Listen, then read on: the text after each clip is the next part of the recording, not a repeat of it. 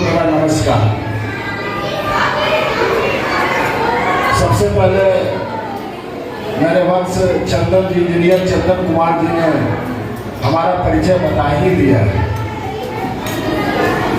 मैं कोई उतना बड़ा व्यक्ति भी नहीं हूँ, एक छोटा सा आदमी हूँ। 2001 से पहले मैं भी इसी तरह के शैक्षणिक संस्थानों से जुड़ा हुआ था। जब मैं अपने ग्रेजुएशन की पढ़ाई समाप्त कर दी और उस समय बिहार में अराजकता का माहौल था, कहीं मंडल के नाम पर तो कहीं कमंडल के नाम पर चारों तरफ बिहार में हाहाकार मचा हुआ था। उस परिस्थिति में हम लोगों ने नई नई शिक्षा प्राप्त करके जब निकले तो रोजी और रोजगार के सारे संसाधन बंद थे, सड़कों पर अगजनी हो रहे थे, कहीं लूट, कहीं फसाद, कहीं दंगे। तो वैसे परिस्थिति में हम लोगों ने अपने रोजी रोटी के लिए, चूंकि गरीब परिवार से ताल्लुकात रखता हूँ, मेरे पिताजी आज भी किसान हैं। किसान नहीं, किसान मजदूर है। किसान से तात्पर्य होता है कि कम से कम 10 एकड़ से अधिक जमीन हो, लेकिन उससे भी कम जमीन है। चंदन जी के पिताजी जो कौशल जी पीछे बैठे हैं, हमारे बड़े भाई हैं, उनके साथ हम लोगों ने एक सेंट जेवियर्स हाई स्कूल में पढ़ने और पढ़ाने का काम शुरू किया। उसी क्रम में सामने वीडियोग्राफी कर रहे सुमन जी भी हैं और चंदन जी भी आज ये भी +2 के स्कूल में शिक्षक हैं और चंदन जी इंजीनियर हैं। ये दोनों हमारे ही छात्र रहे हैं। 10वीं क्लास में इन लोगों को हम पढ़ाए थे और शुरू से ही दोनों छात्र हमारे बहुत ही मेधावी रहे। तो हम भी शिक्षण संस्थान से जुड़कर अपना जीवन यापन किया। 2001 में नई पंचायती राज व्यवस्था लागू हुई और उस समय चुनाव हुआ। हमारे छात्रों ने ही कहा कि सर आपको चुनाव लड़ना चाहिए, व्यवस्था को बदलने के लिए आप जैसे लोगों को राजनीति में आना बहुत ही जरूरी है। हमने पहले इनकार किया, लेकिन उससे पहले 2-3 बैच हमारा निकल चुका था। जो ग्रेजुएशन और इंटर में पढ़ रहे थे, सभी मतदाता हो चुके थे। तो उन लोगों का विशेष आग्रह हुआ, उनके अभिभावकों का भी, गार्जियंस का भी आग्रह हुआ।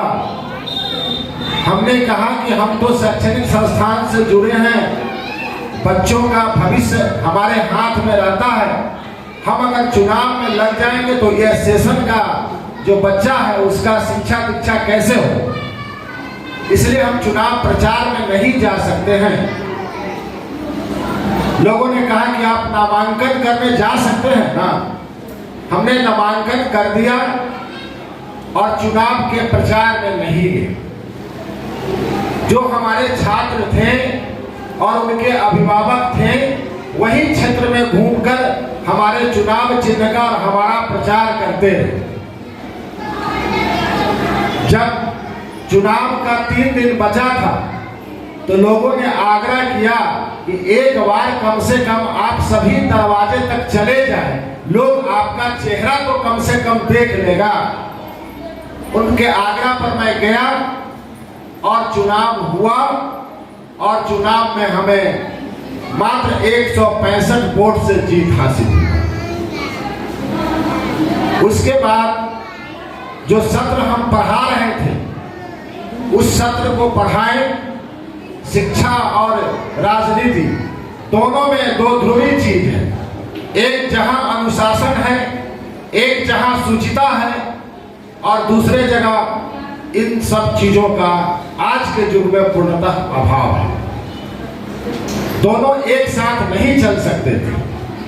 हमने सोचा कि जब हम संविधान का कसम खाए हैं और जब लोगों की सेवा के लिए आ गए हैं, तो बाद में हमने पढ़ना और पढ़ाना बंद कर दिया और राजनीति में निरंतर आज तक हम लगातार 5वीं बार अपने पंचायत का प्रतिनिधित्व पति और पत्नी दोनों कर रहे हैं।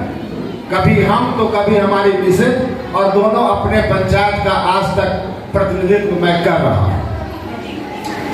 आज भी मुझे मेरा पुराना दादाजी का बना बनाया घर है, और कोई भी मुखिया बनने के बाद भी न एक धूर मुजफ्फरपुर में मैं जमीन खरीद सका और न कांटी में जमीन खरीद सका। जो पैतृक संपत्ति है बस उसी पर मैं अभी तक आश्रित हूं, और एक घुटन सा महसूस होता है। आज के जमाने का जो राजनीतिक परिस्थितियां है, 2007 में मुझे अच्छे कार्यों के लिए जब देश के हमारे राष्ट्रपति डॉक्टर APJ अब्दुल कलाम साहब थे, उस समय हमें पंचायती राज की ओर से बुलाया गया था और मुझे राष्ट्रपति सम्मान से सम्मानित भी किया गया था पंचायती राज में अच्छे कार्य करने के लिए। तो मित्रों, अच्छा जीवन में व्यक्ति को करना चाहिए। भला किसी का कर न सके तो बुरा किसी का मत करना, फूल नहीं बन सकते तो तुम कांटे बनकर मत रहना।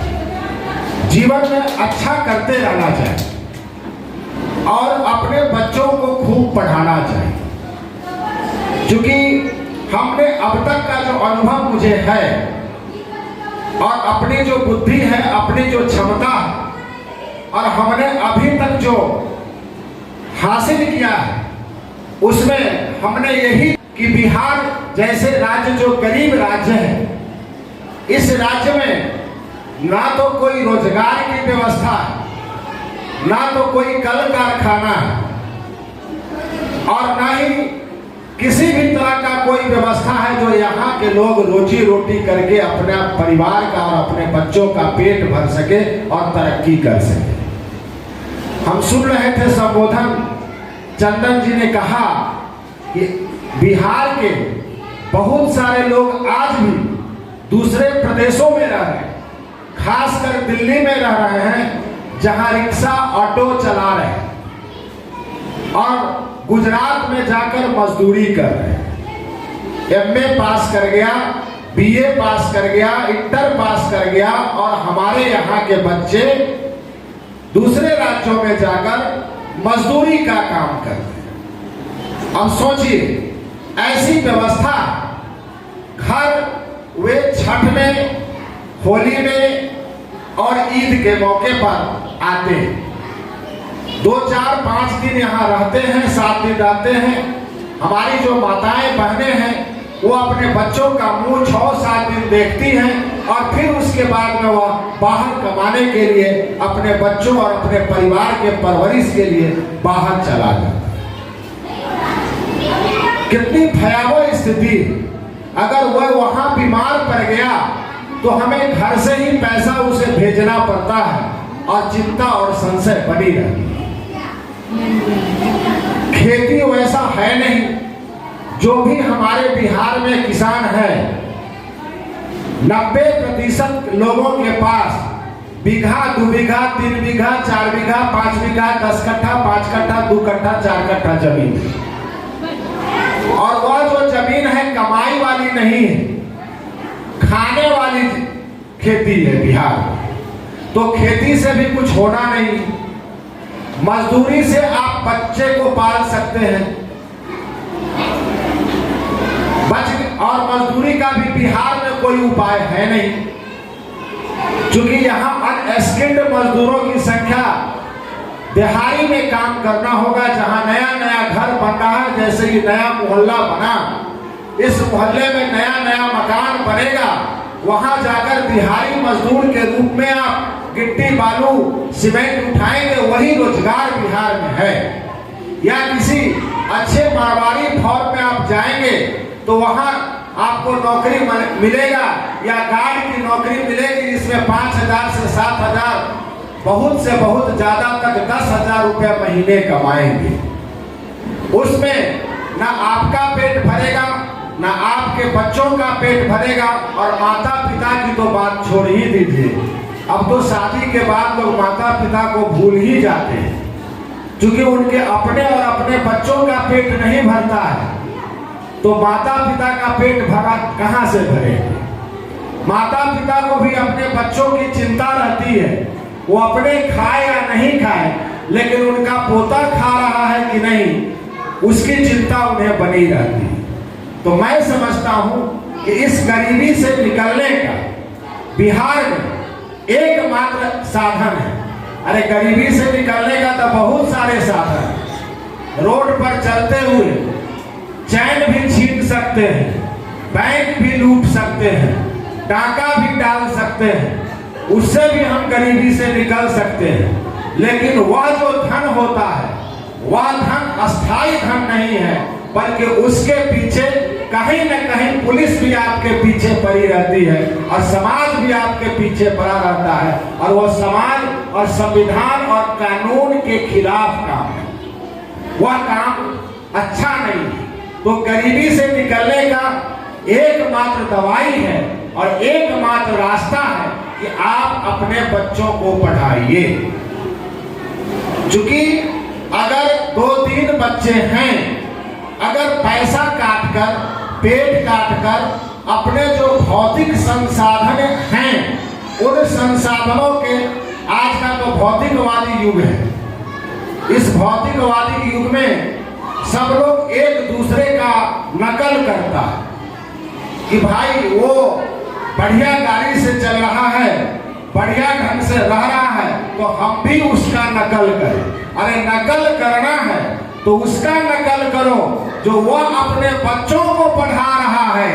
हम भी अपने बच्चों को पढ़ाएं और हम भी अपने बच्चों को अच्छा बनाएं। नकल इसका होना चाहिए। तो गरीबी से निकलने का एकमात्र रास्ता है कि अपने बच्चों को खूब पढ़ाइए, जितना पढ़ा सके, और वैसे जगह पर पढ़ाइए। अब पढ़ाइए तो कहीं मत पढ़ाइए। देखा देखी होता है आजकल कि उस स्कूल में नाम लिखा रहा है और सब एक तरफे से उसी में नाम लिखा, उसका बेटा उसमें पढ़ा, राम का, श्याम का, करीम का, हम भी अपना बेटा को उसी में पढ़ा है। तो ऐसा भी नहीं होना चाहिए।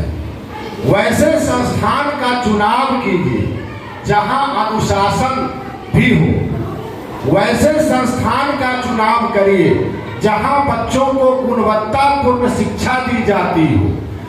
वैसे संस्थानों का चुनाव करिए जहां बच्चों को पढ़ाई के साथ साथ जीवन में आगे बढ़ने और जीने की कला सिखाई जाती हो। वैसे जगहों का चयन कीजिए और अपने स्कूल पर ही और अपने टीचर पर ही निर्भर नहीं रहिए। समय समय पर अपने कामों का, अपने बच्चों के पढ़ाई का भी मूल्यांकन करते रहिए, तभी जाकर, चूंकि वृक्ष पौधा अगर आप कोई लगाते हैं अपने घर में, तो उस पौधा में आप देखते होइएगा कि आप बहुत पानी पटा दीजिएगा, खाद बीज उसमें दे दीजिएगा, लेकिन वह पौधा में क्या फल और फूल लग जाएगा? नहीं लगेगा।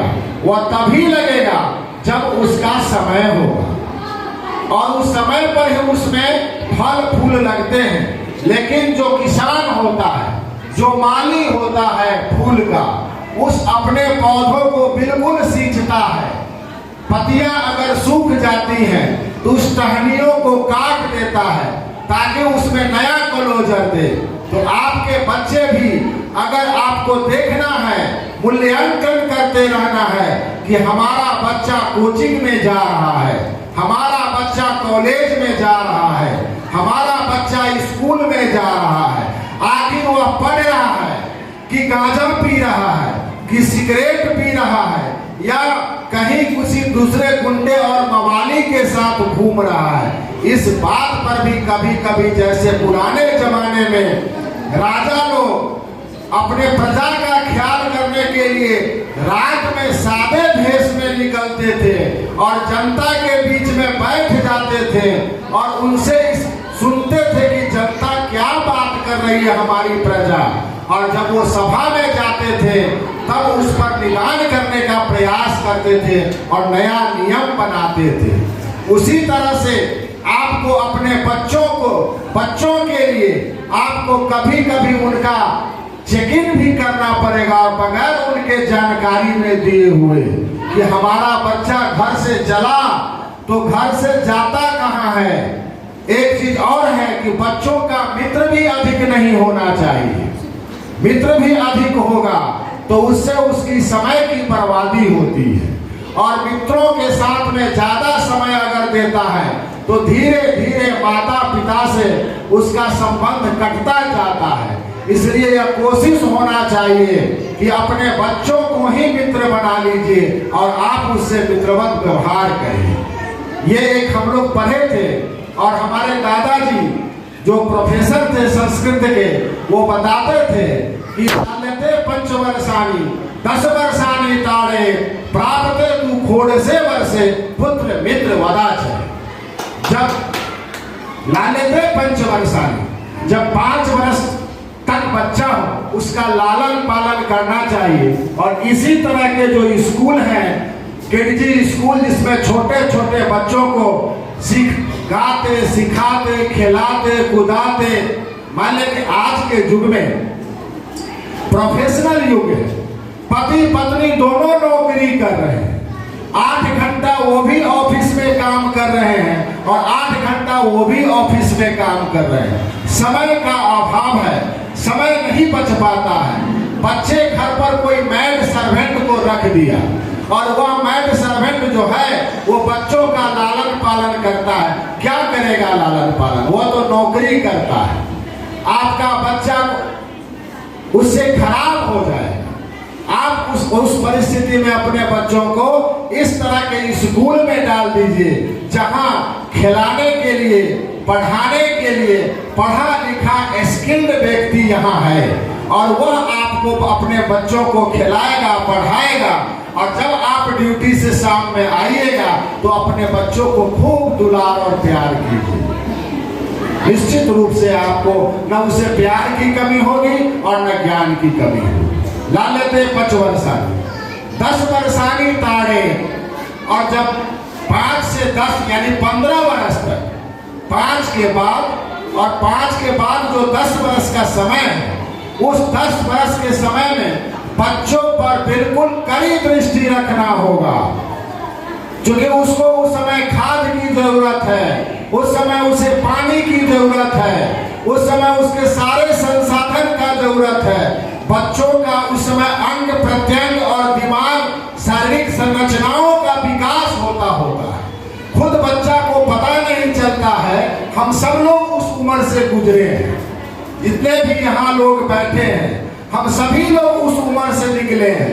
उसमें व्यक्ति को खुद पता नहीं चलता है कि हमारे शरीर में क्या हलचल हो रहा है, क्या हो रहा है। उस समय बिल्कुल आपको कड़ी दृष्टि की आवश्यकता है, उस पर कड़ी नजर की आवश्यकता है। और जब बच्चा आपका 15 वर्ष से ऊपर हो जाए तो आपको उसके साथ मित्रवत, एक दोस्त के साथ की तरह व्यवहार करना है। आपका बच्चा कहीं से गड़बड़ नहीं, और बच्चों को खूब पढ़ाना है, क्योंकि नहीं पढ़ाएंगे, पढ़ेगा बच्चा तो एक चीज और जान जाइए। एक संस्कृत में है कि विद्या ददाति विनयम, विनयम ददाति पात्रताम, पात्रत्वात् धर्मापनोति, धनात् धर्मः ततः सुखम भवेत्। विद्या ददाति विनयम, विद्या विनय को जन्म देती है। जो व्यक्ति विद्वान होता है, विद्या जब उसके पास आ जाती है तो विद्या ददाति विनयम, माने विनम्रता आ जाती है। विनयम ददाति पात्रता, और जैसे ही व्यक्ति में विनम्रता आएगा, सहनशीलता आएगा, नम्रता आएगा, तो वह व्यक्ति समाज में पात्र बन जाता है। समाज में कहता है कि अरे देखिए ना फलाना का लड़का कितना अच्छा है, कुछ भी बात बोल दो, लेकिन वह जवाब नहीं देता है। मतलब कि वह विद्या जानता है, वह जानता है कि यह कोई आदमी अगर सही बात बोल रहा है तो वो उसको अपनाता है, और गलत बात अगर बोलता है तो उसको यह समझ करके आगे बढ़ जाता है कि इसके पास अभी समझ नहीं है। तो विद्या ददाति विनयम, विनयम ददाति पात्रता, पात्रत्वात् धर्मापनोति। और जब व्यक्ति में पात्रता आ जाती है तब धन की प्राप्ति होती है, तब वह धन कमाना चालू करता है, क्योंकि जहां सरस्वती होंगे लक्ष्मी को वहां आना ही पड़ेगा, चाहे जैसे भी आए। लेकिन अगर आपके पास सरस्वती है, विद्वता है, ज्ञान है, तो लक्ष्मी माता को, धन को वहां आना ही है। पात्रत्वा धनमापनोति, और तब जो धन प्राप्त होता है, धनात् धर्मः ततः सुखम भवेत्, उस धन से व्यक्ति सुखी होता है। और वह एक पीढ़ी में वह धन समाप्त नहीं होता है, बल्कि वह पीढ़ी दर पीढ़ी वह धन समाप्त नहीं होता है और आगे बढ़ता है। लेकिन गलत चीज से, चोरी से, भ्रष्टाचार से, डकैती से जो धन अर्जित किया जाता है, जो धन जैसे आत है, गांव घर में हम लोग की दादी कहती थी कि जे धन जैसे आवत है, वो धन वैसे जात। जो धन जैसे आता है वह वैसे ही चला जाता है। अब बताइए कि चोर डाकू है, एक दिन में गया आपके घर में डाका डालकर लाखों रुपया लूट लिया, एक दिन में लाखों रुपया कमा लिया, लेकिन रात में उसको मकई के खेत में ही सोना पड़ेगा। घर में एसी लगा हुआ है, मकान बना हुआ है, लेकिन उस घर में उसको रहना नहीं है। चोरबक अर्जन सबके उठाए, हरण मरण छोड़ असगर जाए। यानी पूरा परिवार उसके द्वारा अर्जित किया हुआ संपत्ति से खाएगा, लेकिन खुद उस संपत्ति को का उपभोग नहीं कर पाएगा, और वह पुलिस के डर से समाज में दिन में वह नहीं निकल सकता है। समाज में लोग उसे आदर के दृष्टि से नहीं, अनादर के दृष्टि से देखेंगे, समाज में वह पात्र नहीं बन सकता है। इसलिए हम यही कहेंगे कि education is the modification of behaviour. शिक्षा मनुष्य के जीवन को परिमार्जित करती है, कैसे जीवन जीना है। आपके पास 5,000 रुपया है, तो पढ़ा लिखा आदमी क्या करेगा और मूर्ख क्या करेगा, एक छोटा सा उदाहरण देकर हम आपको बता रहे हैं। 5,000 रुपये अगर मिल जाए, तो जो पढ़ा लिखा आदमी नहीं है, वो सबसे पहले जाएगा खसी का मीट 2 किलो खरीदेगा, घरे फोन कर देगा कि ना सुनै छा 4 किलो खसी के मीट ले ले, वही तरीका मसाला उसाला पीस के रखा, तू वो 200 के ले आ रहा थी। 4 किलो खसी का मीट खरीदेगा, मटन जिसको हम लोग कहते हैं, और घरे खबर करेगा, 2-4 गो दोस्त को भी न्योता देगा। जन्मदिन अगर नहीं हो तो जबरदस्ती जन्मदिन बना करके और रंगारंग कार्यक्रम स्थापित करके नया नया कपड़ा उपड़ा खरीद के उस बेचारे का वो 5,000 रुपया 5 से 7 घंटा में वह समाप्त हो गया। लेकिन पढ़ा लिखा आदमी के पास अगर 5,000 रुपया आ जाएगा, तो वह पहले 5,000 आया कहां से, हमारे बैंक के अकाउंट में कैसे आ गया भाई, सोचेगा। ये 5,000 हमको आया कहां से, तू सोचेगा कि पैसा कौन दिया, कहां दिया। जब उस पैसा का परख लेगा कि नहीं यह हमारा पैसा है और हमको प्राप्त हुआ है, तब उस पैसा के लिए वो सोचेगा कि अरे फीसवा बाकी है मास्टर साहब, पहला काम है कि मास्टर साहब के फीसवा भिजवा देते। तो पहले वह शिक्षा पर व्यय करेगा, शिक्षा पर जब जो परम आवश्यकताओं की वह सूची बनाएगा, और उस सूची बनाने के बाद में वह सोचेगा कि पहले कौन सा जरूरी काम है जिसको किया जा सकता है, और उन कार्यों को करेगा। मतलब हमने कहा कि education is the modification of behaviour. शिक्षा मनुष्य के जीवन को परिमार्जित कर देती है। कम पैसा में ही अधिक से अधिक उपयोगिता प्राप्त कर लेगा, लेकिन मूर्ख आदमी को लाखों रुपया हो जाएगा, लेकिन उससे उपयोगिता प्राप्त नहीं होगा।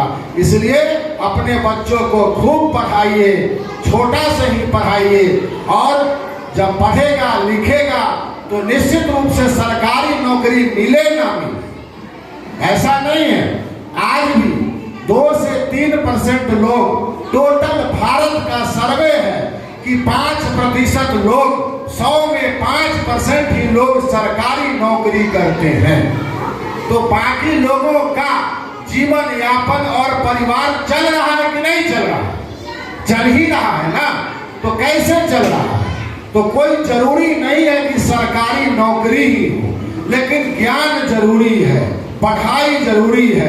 क्योंकि आप अगर पढ़ेंगे लिखेंगे, गांव घर में भी कहा जाता है, दादी कहती थी, हमारी माता जी भी कहती थी कि पढ़ोगे लिखोगे बनोगे नवाब, पढ़ोगे लिखोगे बनोगे नवाब, खेलोगे कूदोगे होगे खराब। आखिर वो पहले लोग कहता था, कम पढ़े लिखे लोग होते थे, लेकिन गांव में जो लोकोक्तियां और जो कानून बनाए गए थे, जो नियम बनाए गए थे, उसका कुछ ना कुछ मायने था, कुछ ना कुछ बात था, जिसके वजह से वो लोकोक्तियां कहा जाता। तो पढ़ने लिखने पर आदमी को अच्छा बनने का मौका मिलता है और अच्छे ढंग से अपने जीवन को जीने का तरीका मिलता है। और इस संसार में आए हैं तो कम से कम इतना तो जरूर ख्याल रखिए, मनुष्य ने आपको इस संसार में पृथ्वी पर भेजा अच्छा करने के लिए। कुछ अच्छा करिए, अच्छा नहीं करिएगा तो फिर अगले जन्म में आपको अच्छा सिनेमा नहीं मिलेगा। यह दुनिया क्या है मालूम है ना? नाटक का रंगमंच है। आज हमको सुदर्शन मिश्रा का पाठ मिला है इस संसार में, इनको चंदन जी का पाठ मिला है, सामने कौशल जी बैठे हैं, किसी को प्रियंका जी का पाठ मिला, किसी को सोनिया जी का पाठ मिला, किसी को राबड़ी जी का पाठ मिला, किसी को लवली जी का पाठ मिला। सबको अपना अपना रोल करना है और इस दुनिया को छोड़ करके चला जाना। अच्छा रोल कीजिएगा तो ऊपर वाला जो भगवान बैठा हुआ है, गॉड बैठा हुआ है, अल्लाह बैठा हुआ है, परवरदिगार बैठा हुआ है, वो अगला फिल्म आपको साइन करके देगा। और इसी फिल्म को फ्लॉप करा दीजिएगा तो अगला फिल्म आपको देगा। बताइए ना, कोई भी फिल्म में डायरेक्टर जो है, अगर उसका फिल्म में पैसा खर्चा किया, उसमें संसाधन वो अपना लगाया और उसका फिल्म में खत्म हो जाएगा, पर चलवे नहीं करेगा, फ्लॉप कर जाएगा, तो ये बताइए कि उसको नया फिल्म और उसका डायरेक्टर उसको साइन करेगा क्या कि नहीं? Everybody has died sooner or later. This world is like a stage. We all are appear on the stage of the world. William Shakespeare कहते कि यह दुनिया नाटक के रंगमंच के समान है। हम सभी यहाँ जन्म लिए हैं और अपना अपना पाठ करेंगे और इस दुनिया को छोड़ करके चले जाएंगे। आदमी मुसाफिर है, आता है जाता है, आते जाते रास्तों पर यादें छोड़ जाता है। इसलिए अच्छा करके जाइए, अपने बच्चों को पढ़ा करके लिखा करके अच्छा एक सभ्य सज्जन नागरिक बना दीजिए, ताकि आपके जाने के बाद भी गर्व से कोई कह सके कि यह फलाना आदमी का बेटा जा रहा है, यह फलाना आदमी का बेटा जा रहा है, यह फलाना आदमी का बेटी है जो IPS अफसर बनी है, यह फलाना आदमी का बेटी है जो दारोगा बनी है, यह फलाना आदमी का बेटा है जो ऐसा बना। तो इसको आप कर दीजिएगा तो एक ही पीढ़ी में नहीं बल्कि कई पीढ़ियों में आपका नाम चलेगा। क्योंकि आदमी तो कई कितने लोग जन्म लिए और कितने लोग मर गए, पता है क्या? है पता? कितने लोग आए और चले गए? हम पूछ देंगे आपसे कि आपके दादाजी के पिताजी का क्या नाम है, तो आप नहीं बताएंगे, हम भी नहीं बताएंगे, कोई नहीं बताता है कि दादाजी के पिताजी का क्या नाम है, नहीं बताइएगा। लेकिन अगर कोई पूछ देगा कि अकबर के दादाजी का क्या नाम था, तो सब आदमी बता देता है, क्योंकि किताब में पढ़ाया जाता है। क्यों भाई? इसलिए कि वो अच्छा काम करके गया है। इसलिए कुछ काम करो, कुछ काम करो, जग में रहकर कुछ नाम करो, या जन्म हुआ किस अर्थ हो, समझो जिसमें या व्यर्थ न हो। कुछ काम करो, कुछ काम करो, जग में रहकर कुछ नाम करो। यहाँ आए हैं, जन्म लिए हैं, तो कुछ अच्छा करिए। समाज को कर नहीं सकते, आपके पास उतना संसाधन है नहीं, वो तो नेताजी लोगों के पास है, या बड़ा बड़ा जो पूंजीपति लोग हैं उनके पास है, वो जो समाज के लिए करेंगे। आप तो पारिवारिक लोग हैं, आपके पास उतना ही पैसा है जिससे आपका और आपके बाल बच्चों का किसी तरह से पेट भर जा रहा है, और उसको काट करके पढ़ाई और शिक्षा दीक्षा कर रहे हैं। तो तो आपका कम से कम यही जिम्मेवारी है कि हमने जिसको जन्म दिया है उसका लालन पालन सही ढंग से हो और हम उसको एक अच्छा नागरिक पढ़ा लिखा करके बना दें, ताकि आने वाला जो नस्ल है वो नस्ल अच्छा हो। और जब एक आपका बेटा अच्छा हो जाएगा तो पोता भी अच्छा हो जाएगा, पर पोता भी अच्छा हो जाएगा। एक नस्ल को अगर आप बना दीजिएगा तो सभी लोग अच्छे हो जाएंगे। यहाँ ज्यादा संख्या में मातृशक्ति बैठी हुई है, माता लोग यहाँ बैठी हुई है, और माता को का बहुत बड़ा जिम्मेवारी होता है अपने परिवार को आगे बढ़ाने में और परिवार को ले जाने में। पिता तो इधर उधर भी भटक जाते हैं, लेकिन माता को कोई दूसरा चिंता नहीं होता है, उसको सिर्फ यही चिंता होता है कि हमारा बच्चा, हमारा परिवार कैसे आगे बढ़े। इसलिए कोई भी माता होगी, बहुत बड़ा समाज सेविका भी होगी, लेकिन उसको भी अपने परिवार की ही ज्यादा चिंता रहती है। क्योंकि शंकर जी की पत्नी पार्वती जी थी, तो शंकर जी के पास कुछ नहीं, फक्कर और अक्खर फक्खर व्यक्तित्व के लोग, वो कैलाश पर्वत पर रहते थे, कोई घर द्वार नहीं था।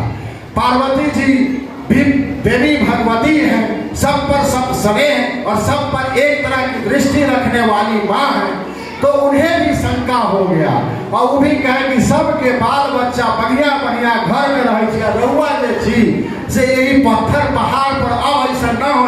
गणेश जन्म लेने लगा कार्तिके, अब घर बनाऊ, बढ़िया घर बनाऊ जे में वो रह। शंकर भगवान कहे कि अच्छा ठीक है, घर भी बना। और जब रहने की बारी आई तो रावण के पिताजी उसने गृह प्रवेश के लिए वो गए और ये क्या कहते हैं दक्षिणा में उसी घर को मांग ली। तो मैं ये उदाहरण इसलिए बताया कि जो माँ होती है उस माँ को अपने स्वार्थी होती है, और वह स्वार्थी किस चीज के लिए होती है? अपने बच्चों के प्रति स्वार्थी होती है। क्योंकि कृष्ण भगवान भी गलती करके आते थे और गोपियां उलाहना देने पहुंचती थी, लेकिन जब वह जाकर के माँ के आंचल में छुप जाती थी और कहते थे कि मैया मैं नहीं माखन खायो, मैं माखन नहीं खाया हूँ। और जसोदा जी पूछते थे कि मुंह नहीं खाया तो क्यों, तुम्हारे पीछे सब पड़ा हुआ है, तो ग्वाल बाल सब पैर पड़े हैं, बरबस मुख लपटायो, मुंह में कहाँ से लगा हुआ है जो तुम नहीं खाया है? तो कहते नहीं ग्वाला बाल जितना जो लड़का सब हमारा दुश्मन है, जबरदस्ती मुंह में लगा दिया है। और जसोदा जी को उस पर विश्वास हो जाता था और फिर उसके सुरक्षा में वो लग जाती थी। तो माता जो होती है वह बहुत ही वात्सल्यमयी होती है, अपने बच्चों के प्रति बिल्कुल स्वार्थी होती है। तो स्वार्थी बनिए, हम यह नहीं कहते हैं कि आप स्वार्थी मत बनिए, स्वार्थी बनिए, लेकिन स्वार्थी